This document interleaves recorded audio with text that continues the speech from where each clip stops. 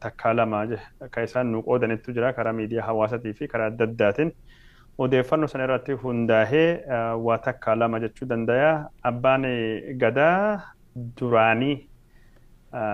gadaa duraanii yoo inni abbaa gadaa fixate yuuba jennaan. Yuuba aagaa xeenxanoo amma yuubummaa keessatti du'e yookaan gadaa eegii fixattee baatan dubattu gorsa taata. Sirni gadaa warri gadaa yeroo ammaan tanatti eegamu yuuba aagaa xeenxanoo jechuu qabna. Abbaan gadaa gaafinni gadaa irra jiru, aangoo irra jiru, teessoo irra jiru, gaafinni bulchiinsa irra jiru. Eeginni deemen dubattu gadoom isaa yookaan sirni gadaa sun dabarsee yuuboma keessa tura. Yuuboma eegi fixate gadaamojjumatu darba inni yuuboma keessa jira gadaamojjii ittiin dabarree umrii 78tu addunyaa kanarraan du'e jechuun godaanee hancufa seene yookaan ammoo boqotee jechuu dandeenya.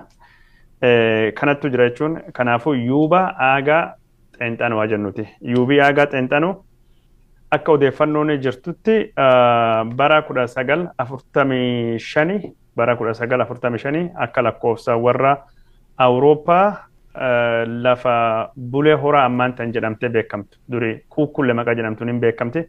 Godina Gujii dhiyaa keessattuu kan argamtu ganda waleensaa Bokossaa gandi jedhamu keessattuu akkinni dhalatee odeeffannoon jirtu ka addeessitu yeroo kanattu ganda kanatu yeroo ni dhalatu yeroo xaaliyaan mo'amtee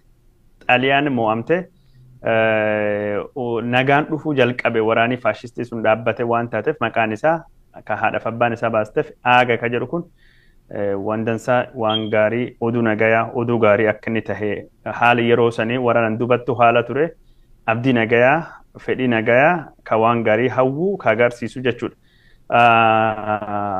Yuuba aagaa xeenxanoo haadhi isaa galgaluu halakee shaakkulee akka jedhamtu abbaan isaa ammoo xeenxanoo guyyee nama jedhamu akka inni tahe odeeffannoon waa'ee isaa ka barreeffamaan miidiyaa hawaasaa gubbaattuu faffacafamirraa akkasitti hubannee jirra. Yeroo inni dhasanittu abbaan isaa nama akka malee hayyuu gadaa Gujii cimaa ture nama beekamaa ture yeroo san gadaan akka ta'e yeroo xaaliyaanitii keessattuu hayyamamtee achiin dubattu bara Hayilasillaasee dhudhookachaa underground taatu ni turte.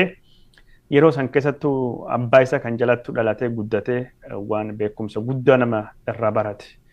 Nama jechuun hayyummaa abbaa irra dhaale. Hayyummaa jechuun gadaa abbaa isaa irra dhaale. Jaarsota biyya irra dhaale. Nama gos kanaati aagaa xeenxanoo. Mee gara filannoo isaaniitti haa deemnuti bara 1997 gaafa isaan gara abbaa baallii fudhatanitti gara abbaa gadummaatti yeroo dhufan keessa wanni isaan hojjetan gurguddaan maali waan jedhutti haa tarkaanfannu. Hawaasa Oromootiif wanni isaan lafa kaa'anii deeman maali? Maal hojjetaa turan? Odoo gara achitti dhufnee inaasofnan durattu abbaan gadaa kun odoo achiin hin baaneen durattu akkamiin garanatti dhufani waan jedhu odoo laallee gaarii nan fakkaata. Itti fufi. Abbaa isaanii jalattu guddatanii achi sirni gadaa akkuma jedhe bara xaaliyaan keessattuu haga tokko ni mul'ataa ture. Jechuun xaaliyaan warra sirna Itoophiyaa dullachaa baalabbaata naftanyaa jala simbili soomsina jettee sirni gadaatiif waan aadaa amantii adda addaa jechuun ka warra kaabaa hin taane jajjabeessaa turte. Yeroo sanittu jajjabeessullee yoo baatte jechuun keessattuu amantii gara aadaa gara kan jajjabeessattu jira. Abbaa gadaa tahee uummata bulchuu sun irratti hojjechuun alattu barnootaan alattu nagaa buusuun alattu waan inni guddoo hojjete. Chaappaan jiruu isaatiif jireenya isaa keessa kan ta'e tokkini yeroo Itoophiyaa keessatti dhukkubni HIV/AIDS akka baalana marcaasaa turettu akka maanguddoota Gujii waliin tahee Booranaa waliin tahee Oromoon kibba jiraatu kunini dhukkuba HIV/AIDS kana karaa aadaa sirni gadaatiin seeraa baafatee dhukkuba kana dura dhaabbatee yookaan dhukkuba kana akka inni hin faffacaaneef akka inni hin babal'anne godhudha. Yeroo sanittuu hoogganaan dhaabbata waajjira to'annaa fi ittisaa HIV/AIDS Dr. Ibrahim Abaleskii ture. Isatti hojjeta yeroo sanittu waan yaadadhu keessa HIV AIDSin namni afaan wallaale qorichi hin jiru akkamiin ittisna waan jedhu akkamiin hubannoo uummata uumna waan jedhu kan namni karaa adda addaatiin hojjete yeroo sanitti. Warri amantii kiristaanaa qabanii warri amantii ortodoksii hordofan karaa fandii faranjii kennite kana karaa bataskaan ortodoksiitiin goona karaa bataskaan ortodoksiitiin haa barsiifamuuti barnoota sanbataa barnoota adda addaa yookaan karaa amantii islaamaatiin haa kennamuuti yookaan ammoo karaa amantii protestaantiin irra guddinni karaa protestaantii fi ortodoksii kanaan kennamaa ture. Yeroo sanitti institushiniin siviikii ka ummata Oromoo baadiyyaa ummata Oromoo guddaa bakka bulchuu dhaabbanni Oromoon qabdu sirni gadaa kana deebisne ijaaruufillee itti fayyadamuufillee sirni gadaa kana akka namni amantii ortodoksii islaamatiif waan biraa ka ofiitii fi beekamtii kennanii sirni kanaaf beekamtii kennuu qabnaa jedhanii abbootii gadaa wajjin hojjechuu qabnaa jechuudhaani abbootii gadaa kana jajjabeessaa turani. Sababuma kanaaf gumiin Booranaa jechuun kabar dheeraaf addaan citte gumiin akka jechuun eldalloo faati geggeeffamte gargaarsa habkootiin. Gumii sun qofa odoo hin taane gumiin gadaa gujiilleen deebitee geggeeffamte.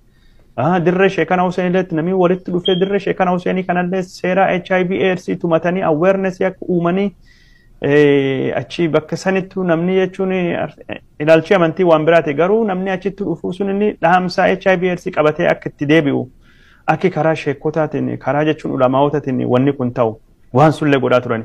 Kanarraa kan ka'e gadaan Booranalleen gumii eldallootii fi achiin duubatti gumii gaayootiin gadaan gujiilleen bura horaatii fi mi'ee bokkootu taa'anii seera tumachuudhaanii HIV AIDSin sodaadha. Ummata gujiitiif, ummata Booranaatiif, ummata Oromootiif ittisuu qabna. Malli ittiin ittisanii kan kakkana goona wanni akkana kunini HIV AIDS faffaca'iinsa isa babal'isa yoo akkana kan goone mata kennallee ummata kennallee balaa irraa baraaruu dandeenya jechuudhaani. AIDS yeroo san mootummaan Itoophiyaatiif addunyaan akkamiin ittistu wallaalte maanguddoonni kun jechuun yeroo suni gadaa isaanii waliin ta'anii hayyoota isaanii waliin ta'anii yaa'ii isaanii ummata bal'aa waliin ta'anii seera akkasii sun tumanii baasanii faffaca'iinsi AIDS Itoophiyaa keessattuu gara Oromiyaa kibbaa keessattuu akka malee akka inni gad bu'u godhamee jira. Baay'ee waan kana irratti nam hedduutti maastersi ittiin hojjete, anumata kii dabalate nam hedduutti PhD isaanii itti hojjete, nam hedduutti qormaata kitaabatti irra barreeffamee jira. Achirraa kan kaase aadaalee Itoophiyaa keessa kan naannoo adda addaa cufayyuu akkamitti waan gujiin goote kanattu Booranii godhe kanattu fayyadamne waan akkasii goona jedhanii wanni kun akka fakkeenya akka pilot project itti ilaalame achiin duuba uummata horsiisee bulaa kadhaasan achi nyangatom uummata kibbaa uummata jechuun gara Gambeella jiru uummata Benishaangul jiru naannoo Amaarallee keessalleetti wanni kun inni babal'ate akka fakkeenya guddaatti ilaalame HIV AIDS ittisuu keessatti maanguddoon kun faati sirni gadaa isaanii gahee guddaa qaba.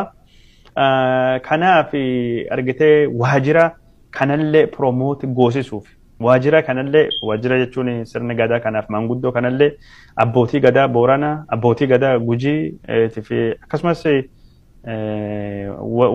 hayyoota gosa Afrikaa kibbaa deemanii muuxannoo isaanii ka HIV AIDS akka babal'isanii barsiisanii Uganda yeroo sun ka HIV dhaan akka malee miidhamti deemanii akka muuxannoo isaanii qoodanii irra baratanii achittuu ergamanii wanni sun cuftinuyyuu waajjira OHABCO yookaan waajjira to'annoo fi ittisa HIV AIDS Oromiyaa waliin tahee waan san jechuun yeroo sanitti warri bulchaa ture Mallas Zeenaawwitii fi jaartiin isaallee jechuun waan adda addaa kana goggodhaa warrum kana abbootii gadaa Waleeskii Dr. Ibrahim faa Booranaa abbootii gadaa Booranaa wajjin taate irra baratanii maan jennaan piroojeektiin sunini ittisa HIV AIDS keessatti boqonna haarawaa piroojeektii bane tahee laalamaa jechuun milkii dhufee dhukkuba sun to'achuu fi faffaca'iinsa haqa tokkotti ittisuu keessatti waan gahee guddaa taphate.